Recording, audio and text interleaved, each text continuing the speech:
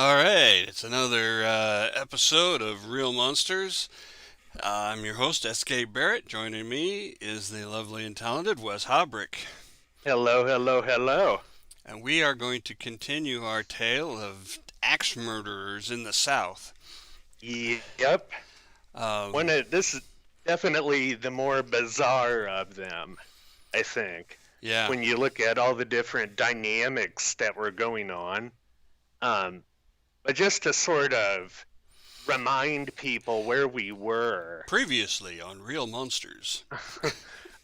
we had the murder of the Castaway family in San Antonio, Texas. The Castaways were beloved in their community, but they were a mixed family.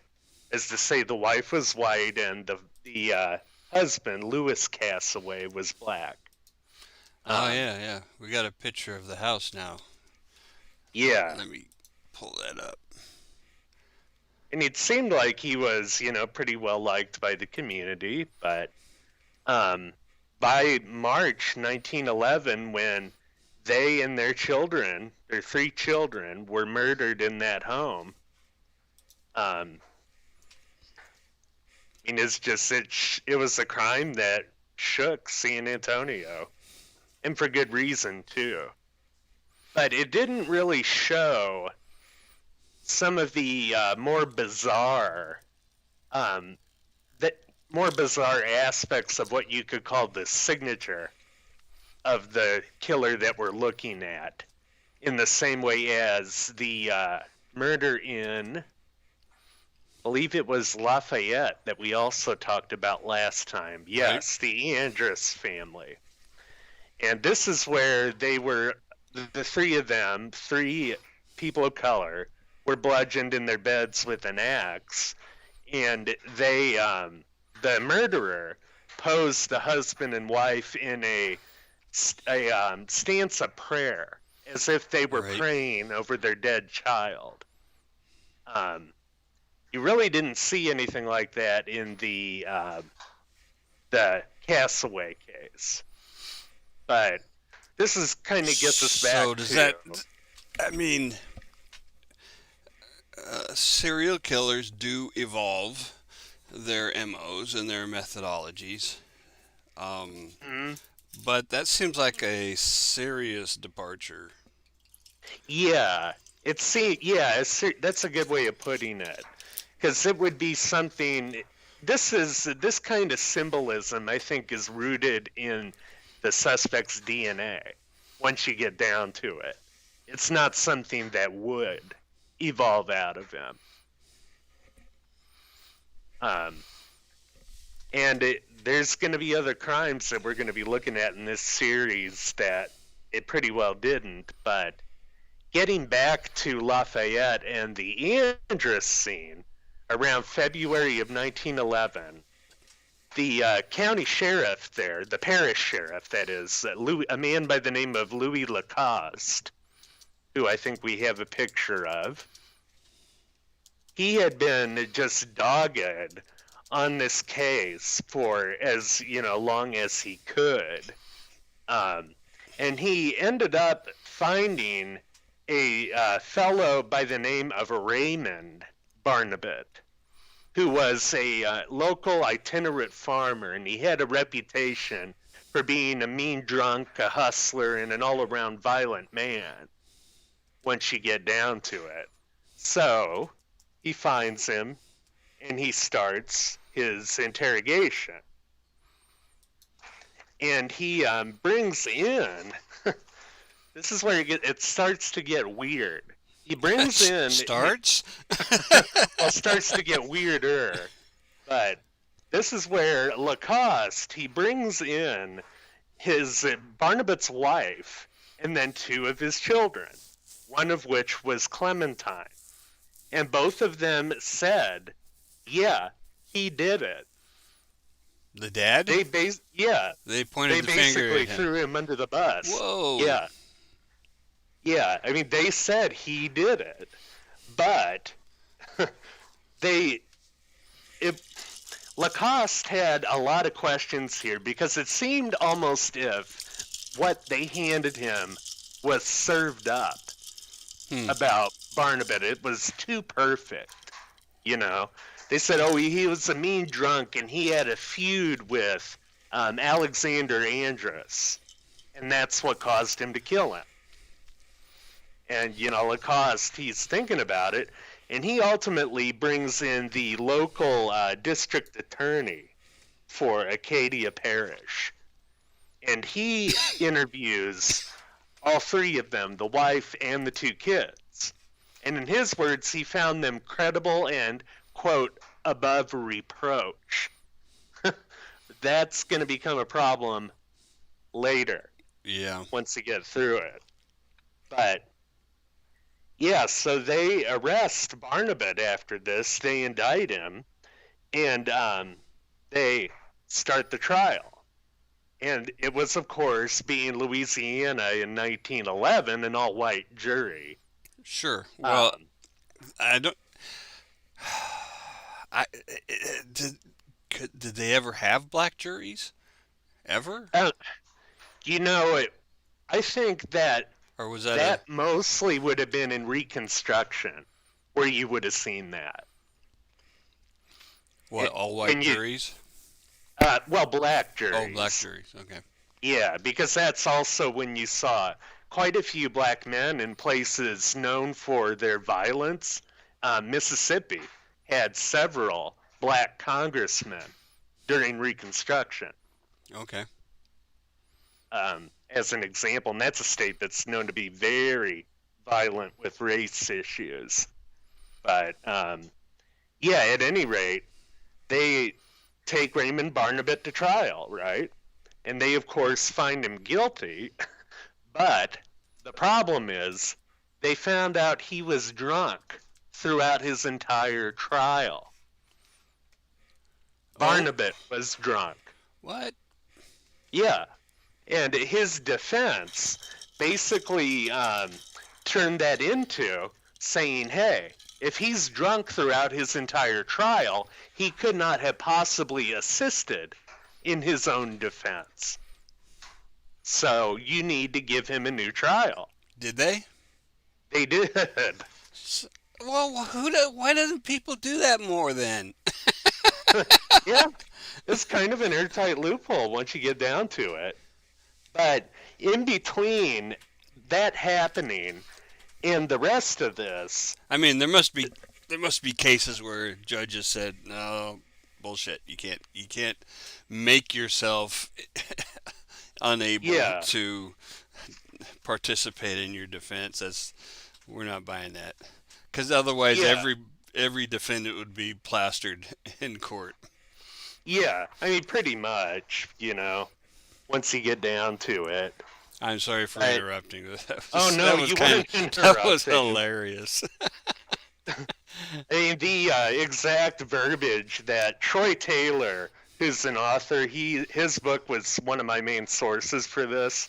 It's called Victims of the Axe Fiend, Mystery, Mayhem, and the Church of Sacrifice Murders. But the way that he put it on Barnabet, eyes fell on Raymond, slumped at the defense table, and they narrowed in anger for pretty much everybody in that courtroom when they found out he was drunk.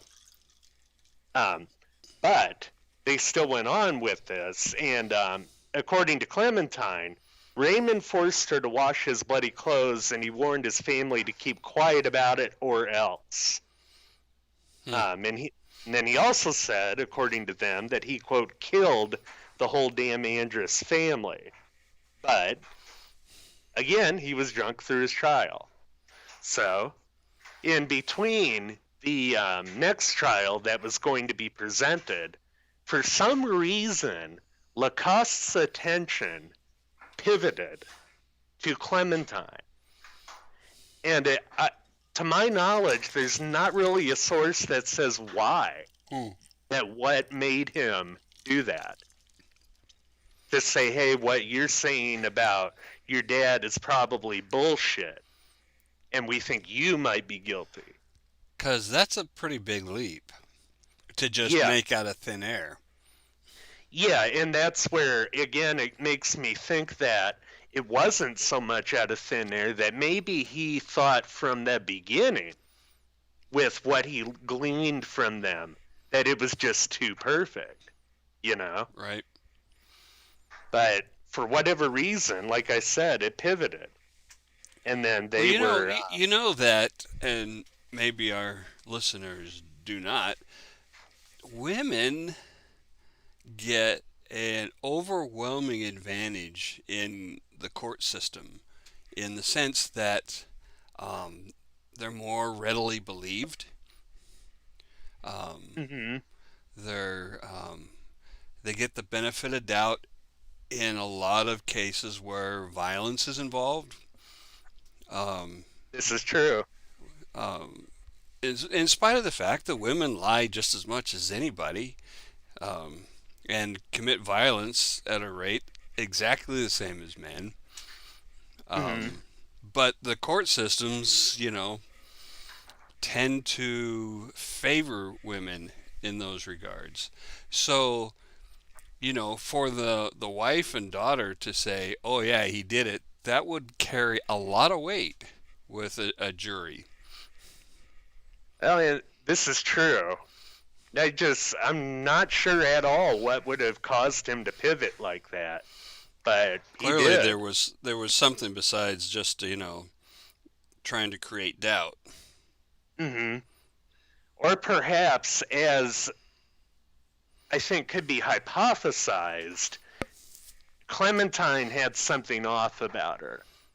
That is some sort of Uh, mental disorder. But during this time, before they could really get into trying to catch her, there was another murder in Lafayette, November 27th, 1911. This was at the home of the Randall family near the cotton mill in the town's Black District. Um, now, which town again are we at we here? are In we are in Louisiana? Lafayette, Louisiana, Okay. which is going to be, yeah, marked about to the bottom and left of the I in Louisiana on that railroad map is where Lafayette is. Okay.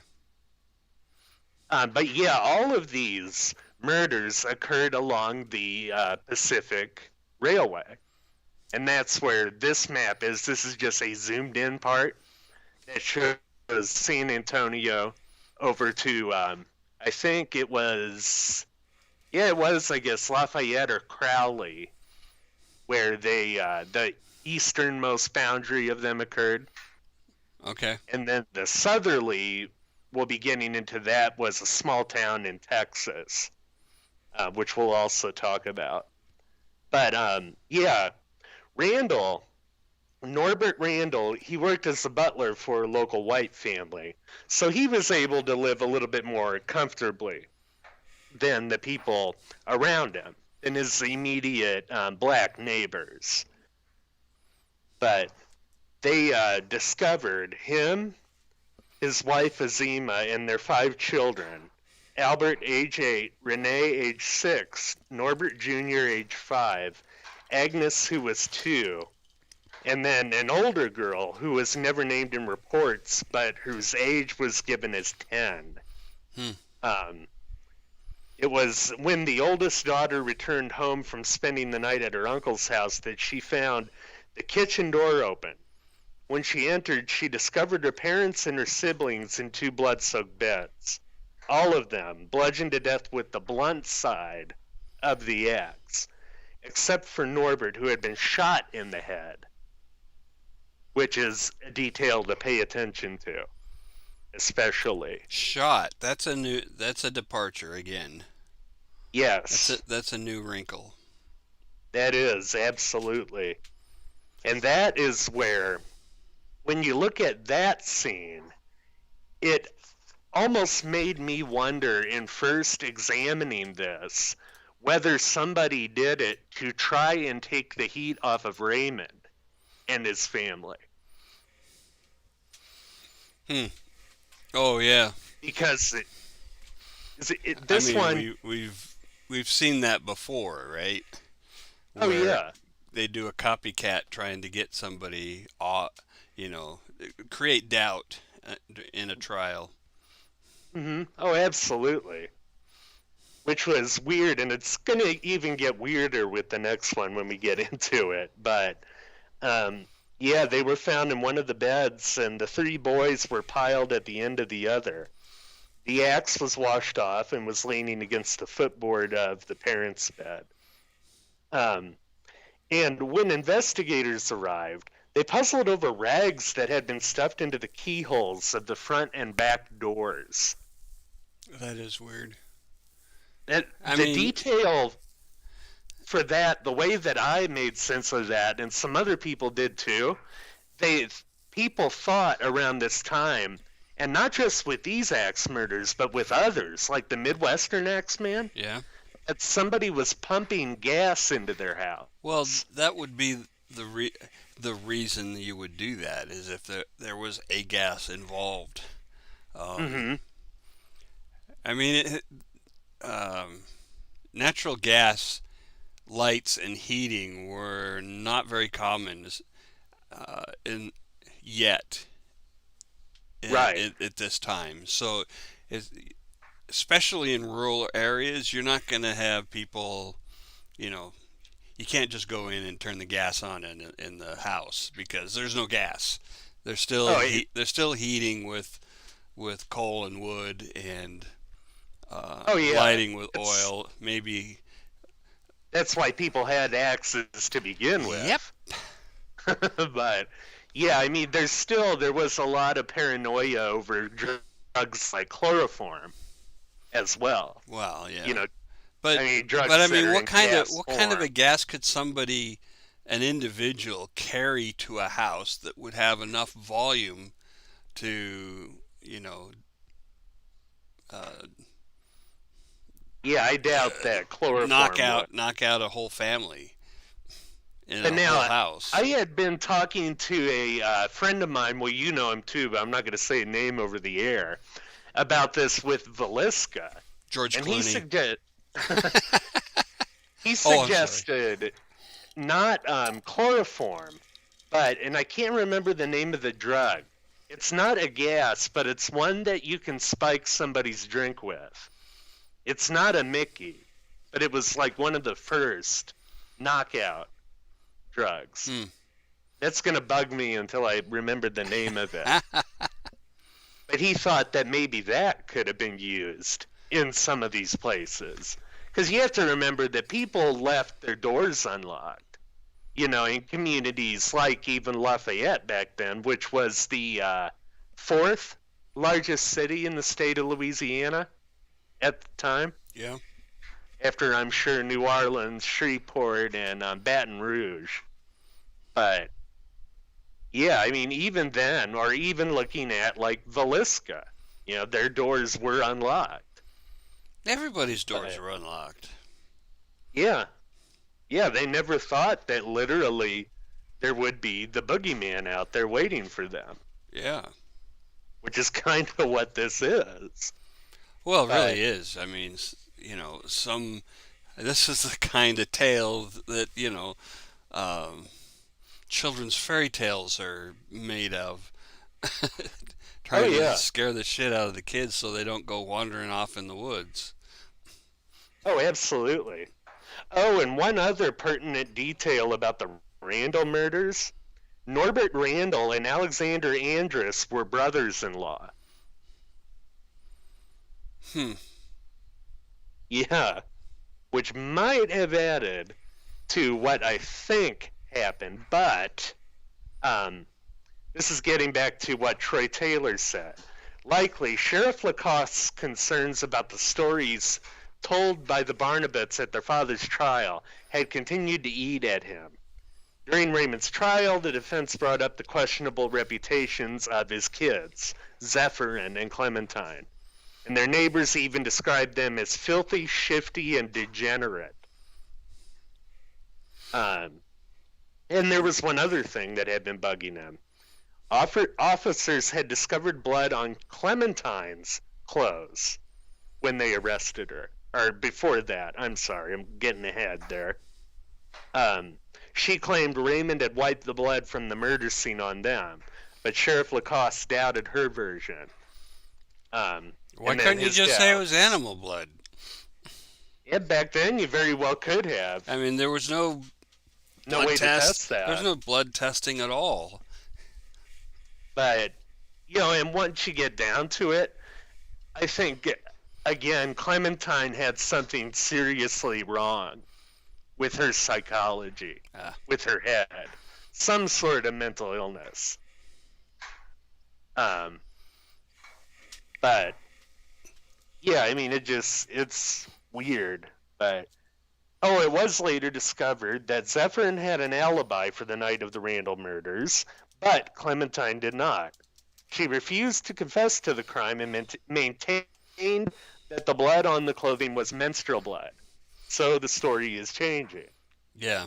That's never a sign of innocence. No. Okay, But they sent it off I mean, to the state chemist. nobody ever goes, well, I thought they were guilty, but when the story changed to this, then I thought they were innocent. Yeah, That happens basically. exactly 0 times. Basically. But yeah, they sent that off to the state chemist in New Orleans, and his results said the blood was not menstrual blood. It was human blood, and it was mixed with particles of brain and fragments of skull. And where was this blood retrieved from again? Her clothes. She's not wash? Apparently not. But yeah, I don't think, even with that whole idea of transfer evidence that she tried to bring up, I don't think you would get that much of it. Just the sheer volume of brain matter and skull fragments.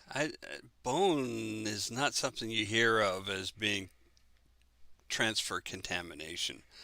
Right. Blood, liquids, yes. Solid matter, not so much. Yeah, exactly. I mean, But, yeah, no. yeah, I mean, it just wouldn't. You might get a little bit of blood, like you said, or a little bit of Possibly some something brains, else. but bone, not buying that. Yep. Yep. And so they arrested her. They arrested her the day of the murder. Or wait, after. I'm sorry, I'm looking at the other one. But Lacoste said, I have sufficient evidence to convict her. And he was likely right. But I am not satisfied that the fiendish acts were not committed by one person alone. And I am now on the trail of her alleged accomplices. Said the sheriff. Yes, Louis Lacoste. He seems like a pretty good guy. He does. I mean, he seems like he's genuinely in it for justice. Yeah. And he's not your stereotypical racist Southern sheriff that would have been around back then. And he's not. He doesn't sound like somebody who jumps to conclusions. Oh, exactly. Yeah. Which is awesome. Oh yeah. That's what you want in a sheriff. Absolutely. Man, I was just looking for that. We'll get it here in a second. So after her arrest for that, there were still more murders. And I think this next one, as we'll see, was another copycat. Just an idea, but we'll see. Okay. And as she was being held in jail, she nevertheless gave a confession, which was reprinted here, but I lost the page to it. So once we get there, okay, we'll do that. These next ones were an axe murder in Crowley, Louisiana, January 18, 1912. It's going to be east of Lafayette, toward New Orleans, basically. I think it might be just a one parish away from New Orleans. But this is the second murder in this series that struck in what they called at the time the Coontown section of Crowley. Forgive that, not my verbiage. It's just what it was called. Right. Um, but, you know, in this one, it was Marie Warner, a 30-year-old woman, mulatto, mixed race, lived with her children in a part of the neighborhood between 6th and 7th Streets called the Promised Land. The name was meant to be sarcastic, of course. And it was poor. It was the wrong side of the tracks. They lived in a 4-room shotgun shack, Hey, common down can I there. interrupt something for 1 second? Yeah. There's Oh, a of there's a course. bald eagle flying across my window, out my Oh, window. well. Yeah. Take a break and take a picture if you want. Uh, those guys are so fast. There's no chance. Yeah, this is true. Anyway, This is sorry to very interrupt, true. but that No, doesn't no. happen all the Don't time. apologize. I love raptors. There's a crapload of them around here. We have a Eagle Festival, in fact, every February on the Mississippi because of the amount of them. Oh, But yeah. yeah, a 4-room shotgun shack that had been divided into 2 apartments. One entrance faced the street, the other opened into the backyard. And the Warners lived in the rear section. Whoever it was that got in gained entrance to her 2 rooms through the back door, which was draped in shadow during the early morning hours. And Marie had 3 children, Pearl, age 9, Gary, 7, and Harriet, 5. And all the kids were at home that night. And she had been separated from her husband for about 40 years at this point. He had been living and working in Texas per the investigation. That's what they had told them there. And just before noon on January 18th, Marie's mother, Harriet, went over to the house to visit. She went to the back door and knocked, but no answer. And it's not totally sure why she did not open the door and go inside, because it was soon discovered to be unlocked. But instead, she crossed the street to the home of her family friend, Dorsey Birdsong, and asked him if he had seen Marie or the kids. And he said that he hadn't and told her that he thought that was strange. He usually saw them up and about early in the morning. And the 2 went back across the street and knocked again at the back door. And that was when they realized that the door was not only unlocked, but standing partially open. Dun dun So, dun. yeah. They opened it and went in a little bit, but they were afraid to go much further. And just then a friend of Dorsey's by the name of Ben Robinson passed by on the street. Dorsey flagged him down and explained what was happening, and Harriet basically, was begging this guy to go in there because she was too afraid to. And Ben, he ends up stepping cautiously into the apartment, trying to see in the dim light. There was a bed pushed into one corner of the room, and he could see something there under blankets that looked as though they had been smeared with red paint. As he took 2 more steps, he realized what he was looking at. The mangled remains of the 4 occupants of the flat, twisted on the bed, covered in blood.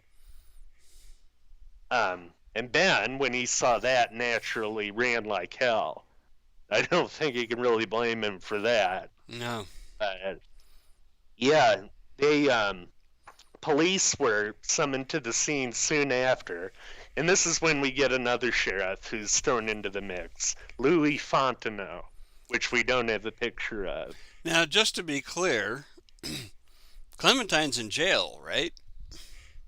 Clementine is Yeah. at this juncture. She absolutely is. From the appearance of it, when they looked at it, it seemed that at least some of the victims were killed in the back room, and their bodies moved to the front room to be placed together, face down on the bed. So you have this impetus this signature behavior that he showed before of moving the bodies around, Yeah. right? Which also kind of, pardon me, kind of shows that he wasn't worried about being interrupted. Yeah, yeah, it shows that he had time Right. in That it there. that he was, you know, he could be patient, do what he wanted, and wasn't worried at all about somebody stumbling in on him. He wasn't Yeah, he wasn't acting in haste. no, no, he was very measured and controlled as far as that goes. But yeah, the deputy coroner held an inquest at the home on the afternoon of the murders, but had no new info to offer the cops. They concluded that the murders had taken place during the early morning hours while the family was sleeping. And they did find some tracks in the backyard that suggested more than one person was implicated, which was different than the other Crowley murder that we talked about last week, which had taken place 1 year before this. But there was also no real way to be sure that it was a couple people. Right. But the house was put under guard while officers waited for bloodhounds to be brought in to try and follow the trail. And bloodhounds back then, common practice, but they were very prone to error.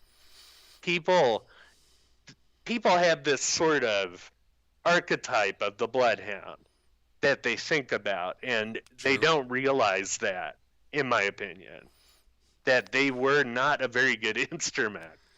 Well, I mean, they're only as good as their training. I mean, they have amazing olfactory capabilities, but unless it's properly trained, you don't. You can't to tell. It's impossible to differentiate signal from noise, so to speak. Right, right, and exactly. I mean, MythBusters did a thing with bloodhounds. I don't know if you saw that episode where they tried to fool them. They tried all of the things they heard about how you could trick a bloodhound into losing your trail. They tried Mm-hmm. everything, and they couldn't do it. They, Oh, wow. they could not trick them. The quite literal red herring, I'm sure, as Yeah, well. quite literal. A red herring, the deodorizing scrubs and suits. Uh, uh, you know, walking through a stream. I mean, they did all of them, and nothing. And they did the same for, yeah, like coffee grounds, trying to mask, Mm-hmm. smells through coffee grounds and all these kinds of things, and nothing. For a properly trained dog, you cannot trick them. Yeah. Yeah, But it's. but it takes proper training. I mean, this is why they now have COVID detecting dogs Oh, wow. that I are, didn't know they were training him for that. yes, I hope it and they're works. 98% accuracy or some shit like that. Jeez. Yeah, Wow. and then they have whale tracking dogs that go in a boat out here in Puget Sound, and they sniff out whale poop so they can find where the pods are. Wow. It's That's astonishing. amazing. Yeah, their ability to detect and differentiate smells. I mean, cadaver dogs can find buried human remains and tell the difference between human remains and animal remains. For people that have been buried for decades. Mm-hmm. So, you know, using a bloodhound to track somebody in those days, they probably weren't trained at all. They were just good sniffers. Yeah, that's true. And they were usually privately owned, too. It Absolutely. wasn't often that the state had them. Tell Cletus to bring his dogs. But at any rate, with these murders, it wouldn't have made much good anyway because rain. killed any scent trail Yeah. that was lingering. But yeah, this is second set of murders at in this area of Crowley. And now we get to, I think, one of the more interesting ones in the series, which was in Lake Charles. About 1 week later, too. Exactly 1 week later. Or no, I'm sorry, 4 days. Looking at the wrong date there. Okay. It was 5 people, which if we want to get the map back out again, Lake Charles is a bit to the north. One moment, please. Your map will be displayed promptly. Dun dun It's a bit to dun. the north of Lafayette, that is. Cheneyville, Moreland, Alexandria. Doo, doo, doo. Well, it's in there somewhere. I didn't even see any lakes. Yeah. Oh, there's Lafayette. I see Lafayette now at that Yep. juncture. Opelousas, too. We had one of the Oh, victims Lake Charles who's... is directly west of Lafayette. Yep. There we go. Getting back towards that Union Pacific line on the rails. But now this one is where it gets really, really bizarre. It was the after the Randalls, of course, which was the last one. But getting into there, man, I lost my spot. Damn it. Troy Taylor, he personally believes that these Lake Charles murders were the work of the Axeman. I think he could be onto something with that. With the last ones in Crowley, though, he thinks that it was, again, that copycat trying to get Clementine out of jail. I'm Now, not sure about that. Who would care enough to do that? Did anybody ever speculate? They weren't sure of anybody really name-wise that I know of, but I do know that she had some friends who likely would have done that, would have helped her to that degree. Because that's asking a lot of a friend. Oh, you know what? I don't want to go to jail for this murder, so go out and do some other ones like it. What Yeah. could possibly go wrong with that plan? Well, basically. But yeah, this one in Lake Charles, we're going to see more of the religious symbolism as well. In a lot of it, too. But you have to also remember that throughout much of this, and after Clementine gave her rather bizarre confession, that the media specifically sort of picked up on this and ran with this whole theme of voodoo in it, voodoo and hoodoo. Saying that, oh, these murders are the work of a cult, of some sort of a cult, and that is where we get to the idea of the Church of Sacrifice, which Was that an actual church? they were, more or less, but which we'll get to them after finish up with this one in Lake Charles. This was the Broussard family. Felix Broussard and his family, 331 Rock Street, North Side. It was, of course, the black section, and it was only 50 feet from the railway. 50 feet. 50 feet, literally. But Felix, he had a non-blue collar job. He was a butler, more or less, or like I don't know what the word would be there, but he worked more white collar at the Majestic Hotel in Lake Charles. So he wasn't, a laborer. Oh, he worked Um, at the hotel, so okay, yeah, a valet of some non-labor. kind or Yeah, concierge or some shit like that. yeah, valet or something. That's a better word for it. But he was described as, industrious and intelligent. Lived happily with his wife and 3 children. He was about 50 and lived in a 3-room house with Matilda and 3 daughters. Louise, 6, and his twins, Alberta and Margaret, age 3. And they also had 2 grown daughters who no longer lived at home. Um, well, it was, he was a responsible guy. He cared a lot about his family and his community. And they had only recently moved to Lake Charles as well. And they had become well acquainted, though, with the people around.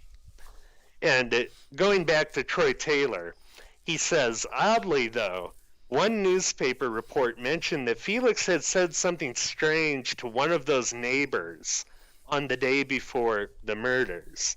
Although no one in the family was ill, Felix had remarked to a friend that, quote, they were all going home to glory and mighty soon. Well, Not maybe Glory's where they came from, a small town in Mississippi. It very well could be. I'm just not sure how you would take that quote. Might not have even been said. We're all going home to Glory next week. Oh See man. Grandma. Uh, yeah, Felix and Matilda were asleep in the southwest room of the house, and all 3 of their kids shared a bed in the adjoining northwest room.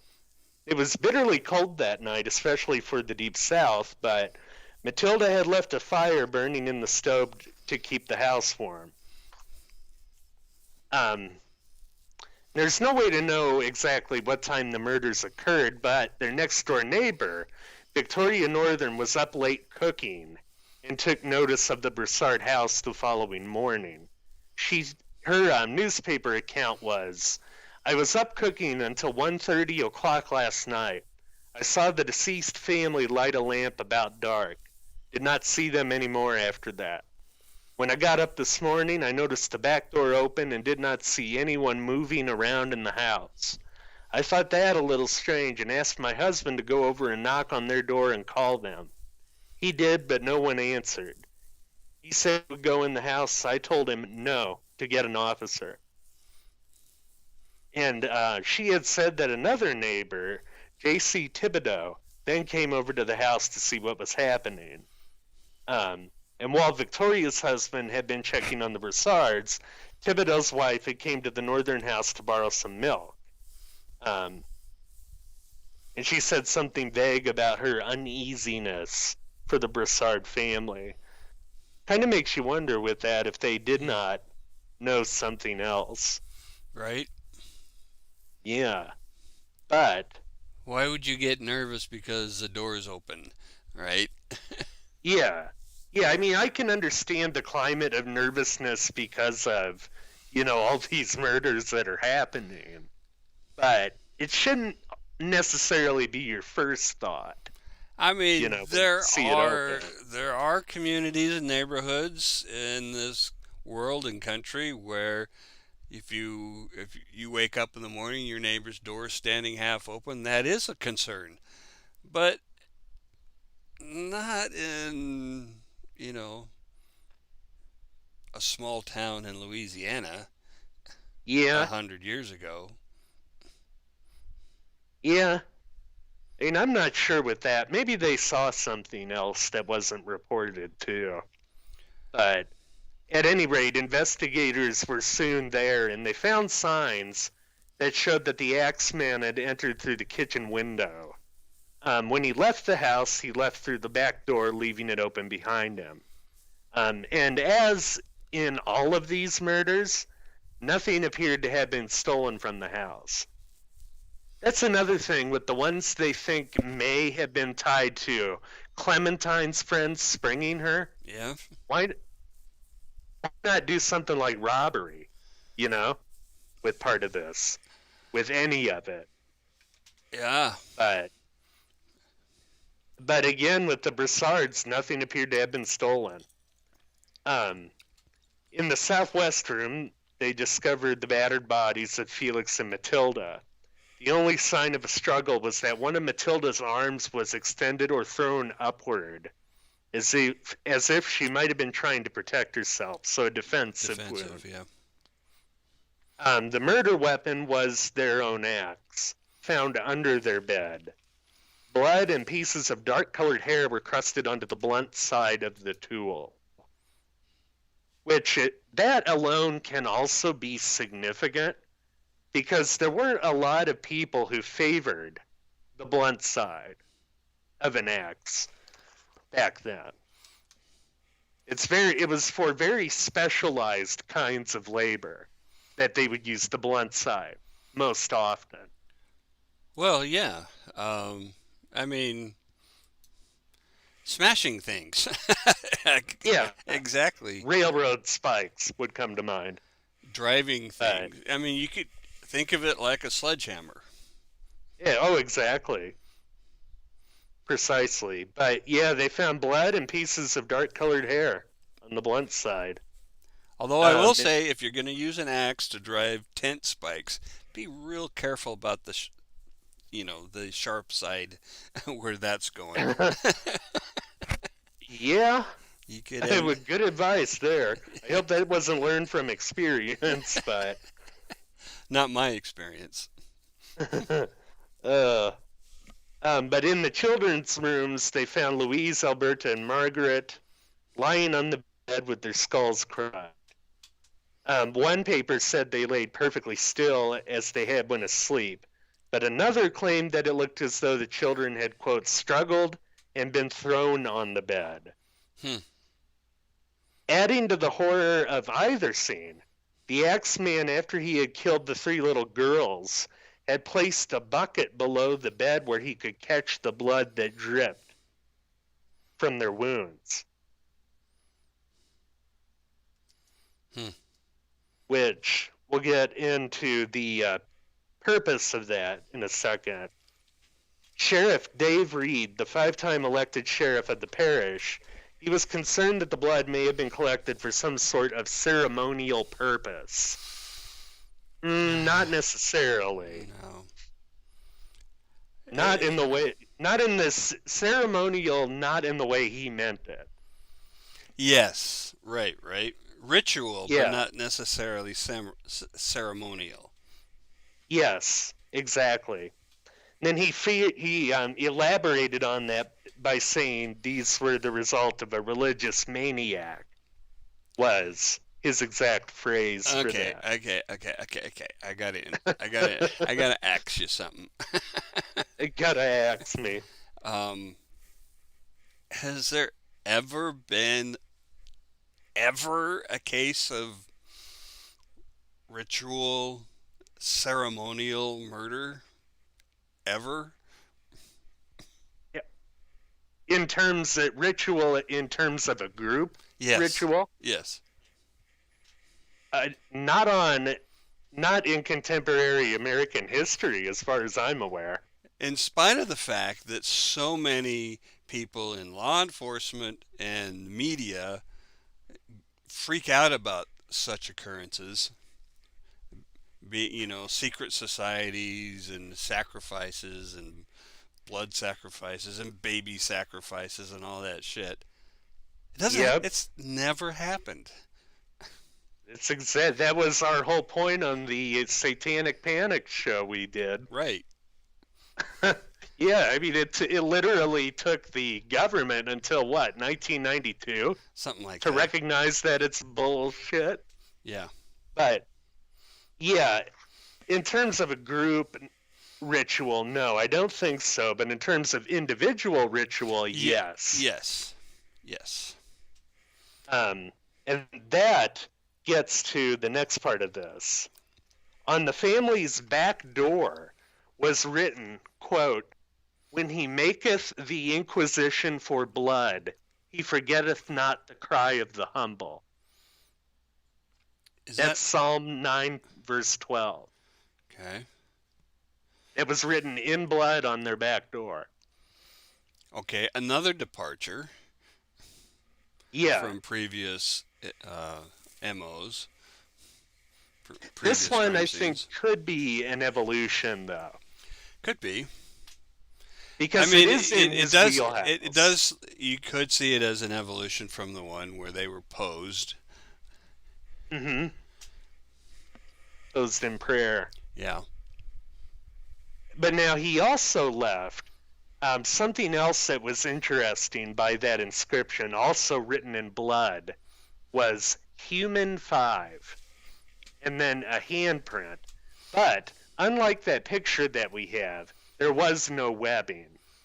I don't know where that got started, but it's not true, the webbing part. Hmm. But they did leave that 5 there. And that, people have speculated on what the hell that means for over 100 years now. I think once you get down to it, it could very well mean that you have 5 victims. There were 5 victims in the Broussard house Right. that were murdered. That would be your simplest That's explanation. Occam's razor. Yes, and it would also beg the idea that the killer thought himself not to be human. Oh. That he thought himself to be something beyond that, to be beyond just these regular people. Maybe I a think we demon or talked, something like that. Yeah, and I think we talked a bit about that last week with Ian Brady in his book, The Gates of Janus. Right. Where for refreshing that for people, Brady was the Moors murderer in Great Britain with Myra Hindley Yep. throughout the 60s. And he wrote a book analyzing serial murders. And he says that most of them become serial killers because they see the nihilistic state of the world and they try to impose their own order on it. And in so doing, they create their own universe. Well, you know, uh, it's it's not all that different from what people with OCD do, other than Yeah, the killing part. But I mean, this yeah. motivation-wise, is what I'm getting at. Oh, exactly. Yeah, and because of that, creating a universe puts you at the apex of that creation, Yeah. and that separates you from the rest of society. I think Brady was onto something there. That book, for people who don't mind a bit of the nihilistic and the macabre, is really interesting reading. But yeah, that Bible verse is an interesting one. Talking a bit about Veliska Yeah, after the and it's a bit of an obscure verse. It's not one of the what you might call popular verses. no, it isn't. It's very obscure. It actually reminded me of a letter that the law enforcement received after Veliska, which happened in 1912, so about a year after when we're talking about. And the letter quoted Matthew 3:10, and that says, "And now also the axe is laid unto the root of the trees. Therefore every tree which bringeth not forth good fruit is hewn down and cast into the fire." Now that is a much more well-known verse pertaining to the allegory of the olive tree. Yes. Oh, absolutely. And it kind of gets to the idea of, with this southern murderer, this southern axe murderer, that maybe part of his motivation was going after people who were mulatto. Hmm. In essence, he was a black racist. What's the type of serial killer that wants to cleanse the world? There's a name for it. Mission mission driven Yeah. would be what I would call that. And that's one hypothesis about it, that he did not like to see, mixing of the races, as it were. Um, but again, he didn't Which quote was, by the that. way, quite a common opinion on both sides Oh yeah. Oh, in those absolutely. days. It was very much difficult. I mean, white people get a lot of shit, rightly so, for opposing that, but blacks were not exactly accepting either a lot of the time. Oh yeah. Yeah, and most definitely. And Mixed it race kind of couples had gets. they had no allies. Hmm. Oh yeah. But after the Broussard murders, you saw the panic, the what's the word I'm looking for? The climate of panic. Hmm. Here we go up in these, communities of color around Louisiana and East Texas. But this is where we get into the Church of the Sacrifice. Um, One of the suspects for the Broussard murders was a guy by the name of Reverend King Harris from Jennings, Louisiana. Also a suspect in the Randall murders, which had occurred in Lafayette. And he was believed to be somehow connected to Clementine Barnabet through a cult he led called the Church of the Sacrifice. The police believed that this sacrifice sect, as they called it, was, quote, something on the order of the Council of God sect in New Orleans. The Council of God, they were an extremist black cult that was started by a disgraced minister named Albert Leon Antoine in the early 1900s.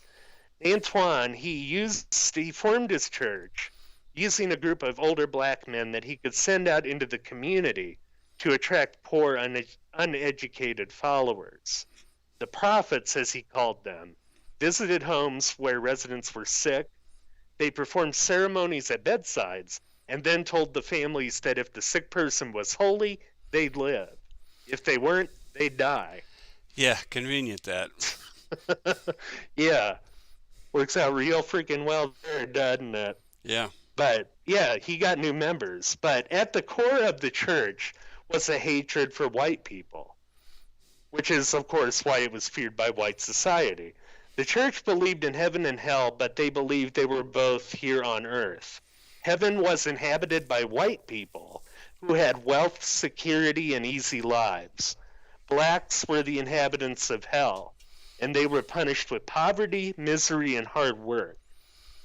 Antoine taught that through money and influence, the the Christ sanctified church. Hold on just a second, I'm losing my spot there.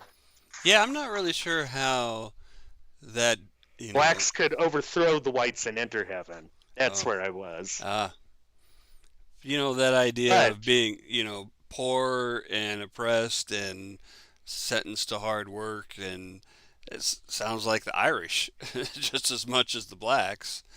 For oh, all, absolutely. you know, I mean, they don't have a monopoly on suffering, obviously.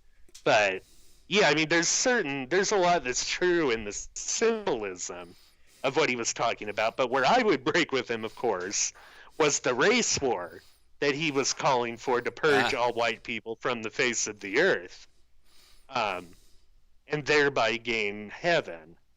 The Council of God did not recognize any one God, but believed there was a spirit in every man. Antoine told his people that praying to God was foolish, and this is a direct quote from him. The nigger has been praying to God for 1,000 years, and look at what's gotten him. Not my word, his. wow. The cult practiced polygamy and encouraged adultery. Marriages within the cult were celebrated with a ritual called the Feast of the There it Coming is. Queen. There it is. It Cults. lasted for 6 days and ended with an orgy that included all the adult members of the sect. You know, for all of the godly words that cults spew, so much of the time it just comes down to sex. Pretty much. And sex and money. Sex and money. Yep. But the cult, for all purposes, ended in 1907 after the arrest of many of its members.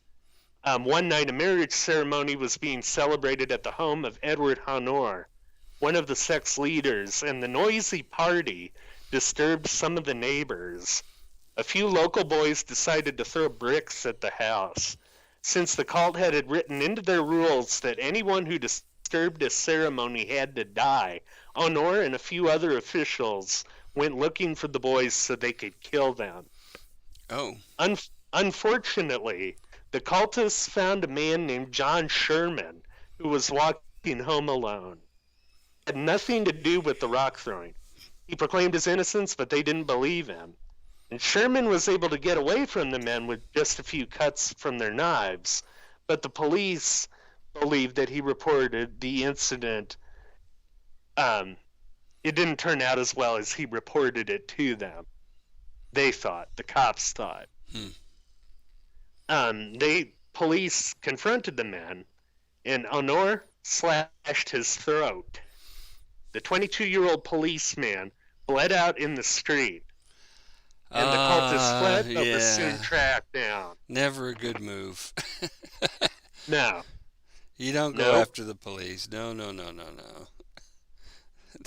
That's a bad, bad move. And of course, what followed that was arrests, indictments, and jail terms. Yeah. As Troy Taylor says. The Council of God was destroyed. But it did sort of linger in the minds of a lot of people. And was Clementine part of this group? Well, that's where it kind of gets weird. Well, that's where it gets weird. To this but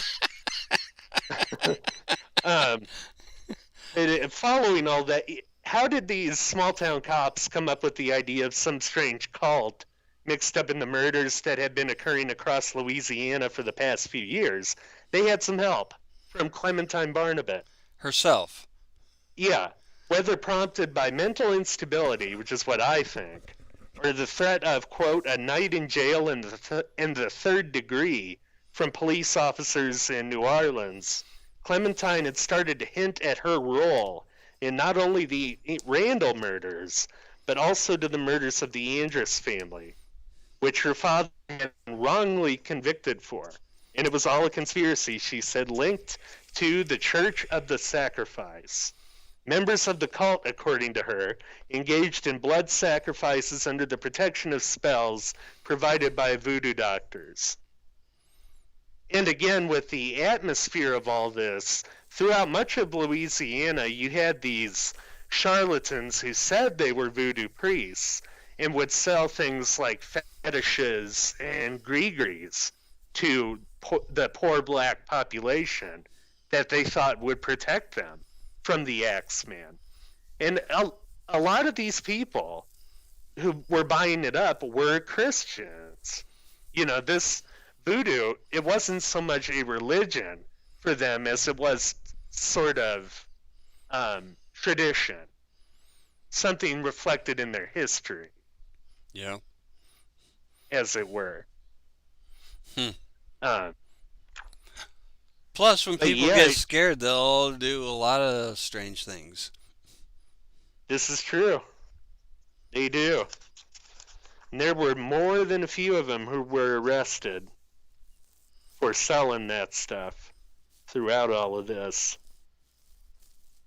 But yeah, she basically just kept feeding these details to the cops throughout most of this. Wow. And that, but I mean, she must have had some knowledge of what was going on then with that group to be able to even mention them to the cops. Yeah, I mean, I would think so. Somewhere. I mean, it could have been just gossip. She could have learned a lot of stuff just through gossip, I suppose. Um, Most likely. I mean, that's a big part of it. But, I mean, that stuff, it was still on people's minds after the sect that we just talked about. Man, damn it, I was looking for her confession in this book and I can't find it. I'm like 80% sure it's in here, though. But yeah, she just kept feeding it, and then you had even more murders taking place. This oh my next one God. in Beaumont, Texas, Beaumont. on Beaumont, February 19th, 1912. And that So this was is, about a month after. that's a little farther west from Lake Charles. Yep. And again on the railroads. Yep. Right Which, down the line. in Beaumont, it's a boom town. It really still is, I think. But that was just looking for my details on that. It was the Dove family. Dove family, and where were their numbers? Here we go. 30-year-old Hattie Dove, her son Ernest, 14, daughter Ethel, and her 18-year-old daughter Jessie Quirk. They had come to their house on Cable Street in the black section of church and across from the Magnolia Avenue Baptist Church. There were 4 killed in this one. That's another thing that some people have looked at through all of this is numerology as being a something that the killer was trying to get at. Kind of the same way that they look at it with Zodiac. Yeah. But as far as I can tell, there's no real rhyme or reason as far as that goes. So, I mean, we talked about the collapse of the church and the arrests and all that, but was this killing, did it predate the arrests of the church leaders? Oh, the first cult, the sect that we talked about, they were arrested in 1907.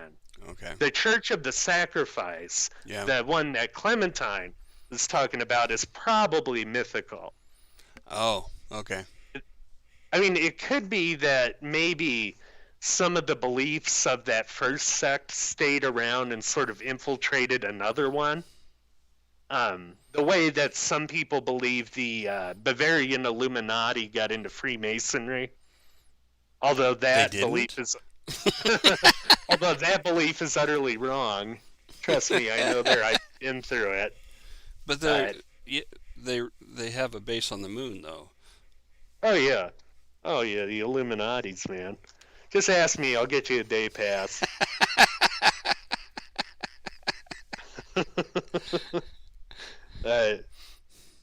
Yeah, I mean, it's just so weird. And then you had the Beaumont murders.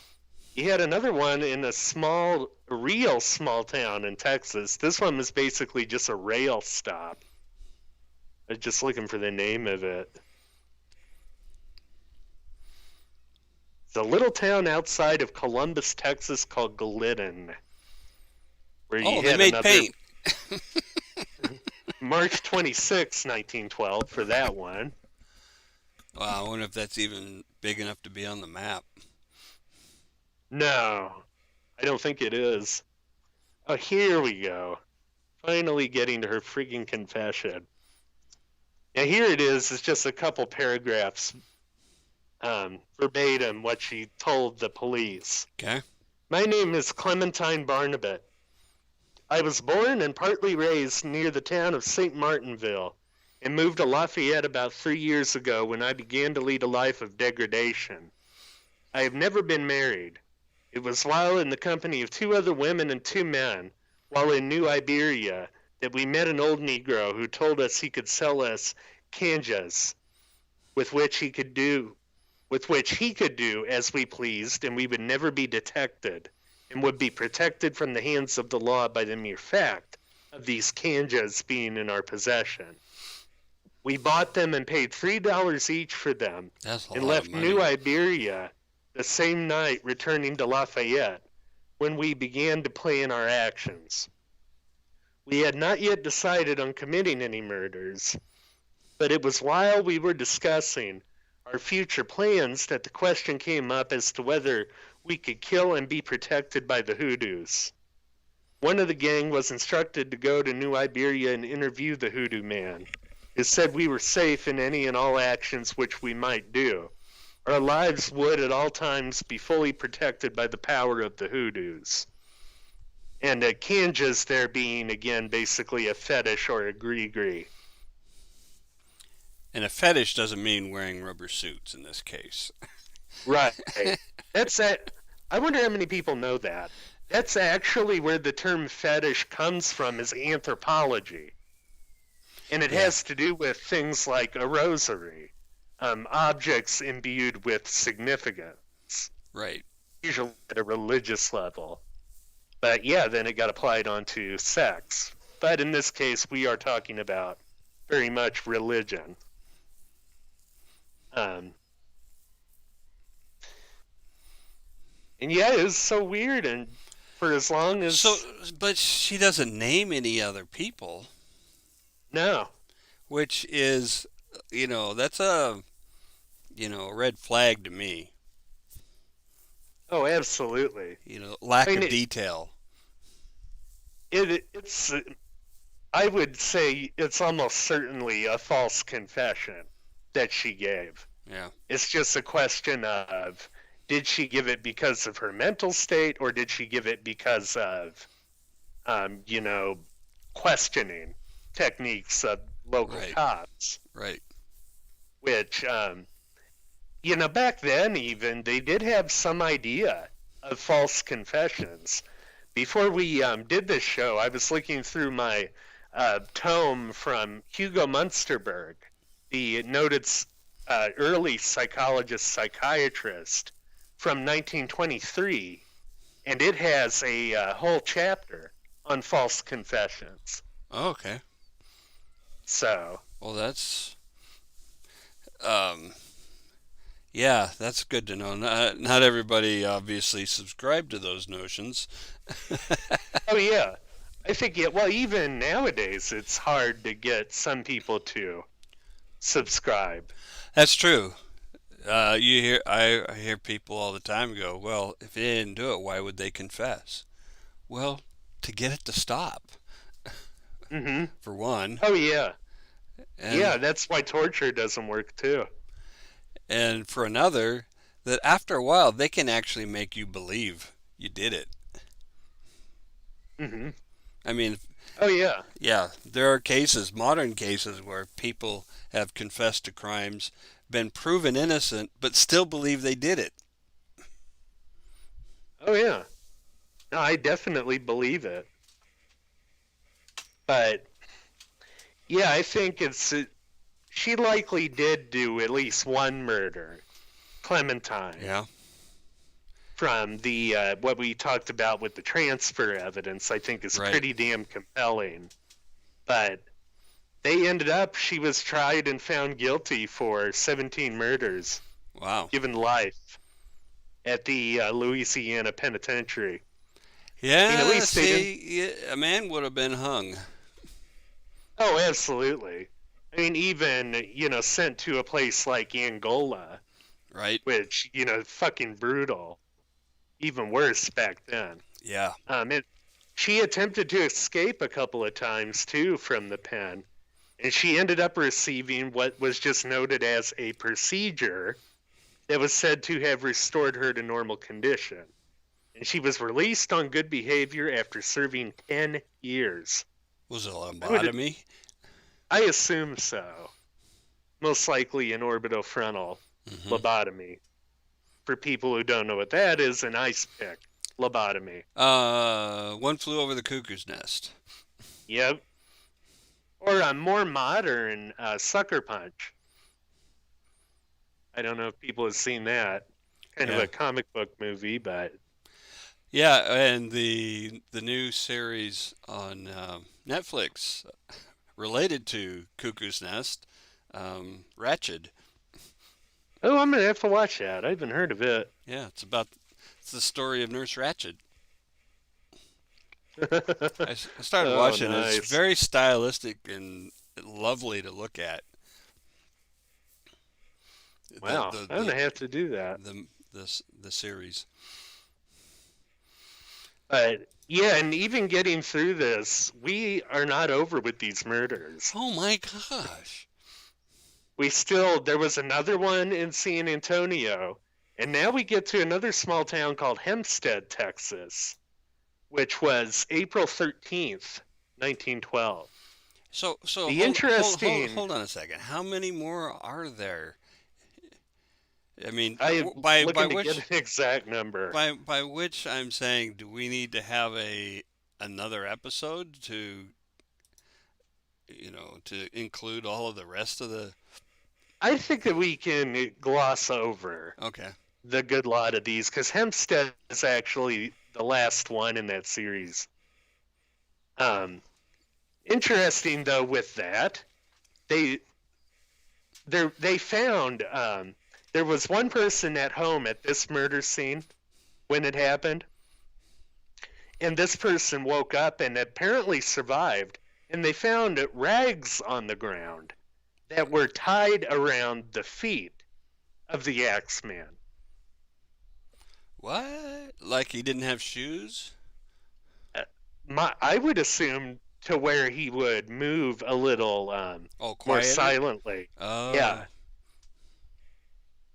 Mm. the police found the rags on the ground about 1 block from the Burney house in Hempstead. They were tied in a way to suggest that the killer had wrapped them around his feet so that he could move silently through the house. Hmm. Um, Interesting. but yeah, that was the Burney family. I gotta say, this does not sound like the work of one person. No, and it may very well not be. With these. I think there's no doubt that the ones in Louisiana, besides the ones that we talked about as being copycats, Yeah. were the work of one roving serial killer. Um, but yeah, the ones in Texas might be somebody else entirely. Yeah, it's fascinating that the railroad connections just holds together so well. Oh, yeah, and with this series and with the Midwestern series, Velisca and all the others. Yeah. But I do think it's unequivocally wrong the way they do in The Man from the Train to try to tie these murders to Velisca. They tried to say it was the same guy in that book. You know, you might want to say that there were like like a loose confederacy of serial killer, railroad rider type of people, but they just don't play well together. No, They don't. no. They. I mean, you might get a partnership, um, but you don't get cooperation outside of that. Um, Yeah, there's simply no evidence that would tie those two together. yeah. Not in MO or signature once you get down to it. Um, but yeah, what to make of all this happening down south? It just sort of died off after the Hempstead murders. So whoever was doing it was either incarcerated, hospitalized, or died. Wow. Yeah, because as we've said many times before, serial killers just don't just stop. No, not at all. Not at all. They don't just go, you know Spe- what? That was, I'm kind of done with that. I've had my fun and time to move on to something else. even the ones with a very long cooling off period, like Dennis Rader, Right. BTK, Yeah. he, didn't stop. Nope. So yeah, so it takes an external force to make them stop. Oh yeah, definitely. But it's a very interesting look at all of that. Yeah, that was very, very strange. Yeah, I mean, so many in that short amount of time, pretty much. I mean, wow. yeah. That could very well likely show that he was under a great degree of stress at the time. Yeah. Because that's usually what provokes this sort of thing. In, somebody predisposed to serial killing. But Okay then. Any final thoughts? oh, I got nothing. I think we about covered Tapped this. out? Pretty much. All We'll let right. people know for next week. We won't be Oh, leaving the South next week either. We're going to be taking a look at the murder that arguably shot the civil rights movement into higher gear. yeah. And it's the murder of Emmett Till, Emmett Till. which is 65 years old. Oh, 65th anniversary is this year. don't say that. Holy cow. Yep. Wow, that long ago. I wasn't born yet. I can at least say that. uh, Yeah, but, that'll be a good show. Tune in next week. yep. Absolutely. All right, good night, everybody. Thanks for listening. Good night, all.